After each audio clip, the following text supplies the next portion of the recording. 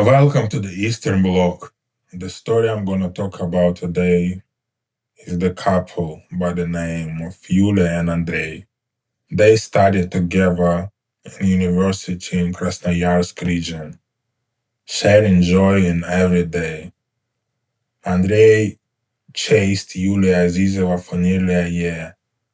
The young man knew if he was going to build a family, it would only be with this woman.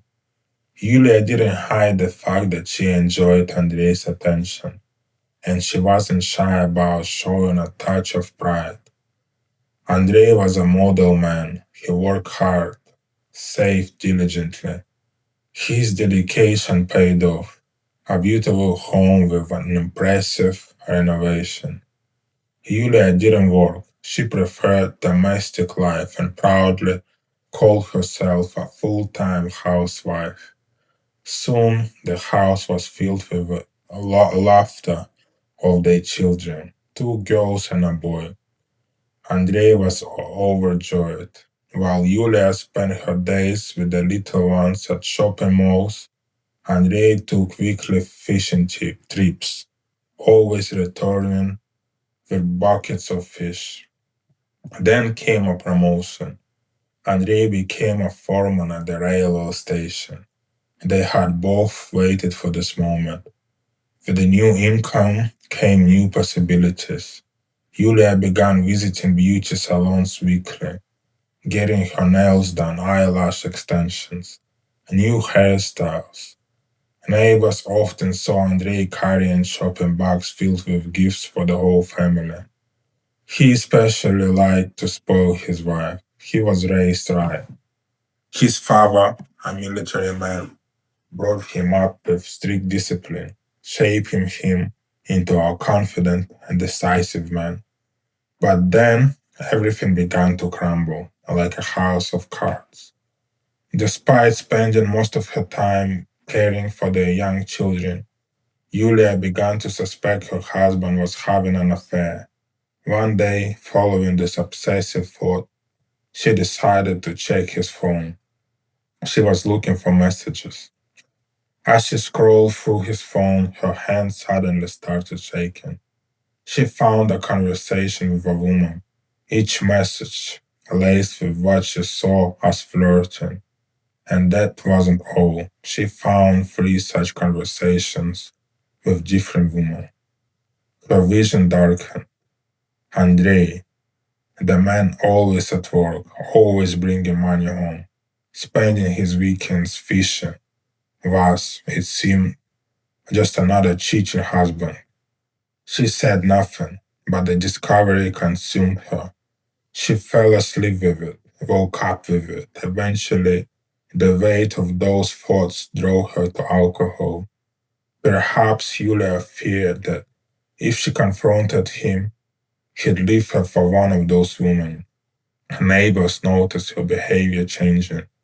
Every time she went out with the kids, she would immediately buy strong alcohol. Unbothered by the judgment of other mothers, she would sit in public and drink as if nothing were wrong. Every evening, Andrei came home to the same scene. His tipsy wife glued to her new phone in the kitchen. He didn't know how to react. He avoided confrontation and simply went to bed. Yulia drew her own conclusions. Of course, after all his cheating, he has no interest in his wife anymore. Andrei eventually decided to limit her spending, hoping it would cut off her access to alcohol. In response, Yulia started taking out loans.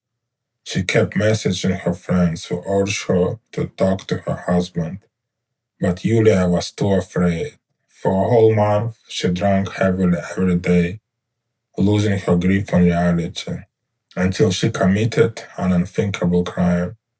On the morning of June 25th, 2024, while the children were still asleep in her bedroom, Yulia stormed in, armed with a sharp metal object.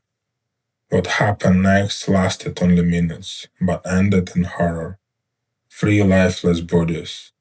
It's hard to imagine what Andrei felt when he returned home. The house was unusually quiet for the time of day.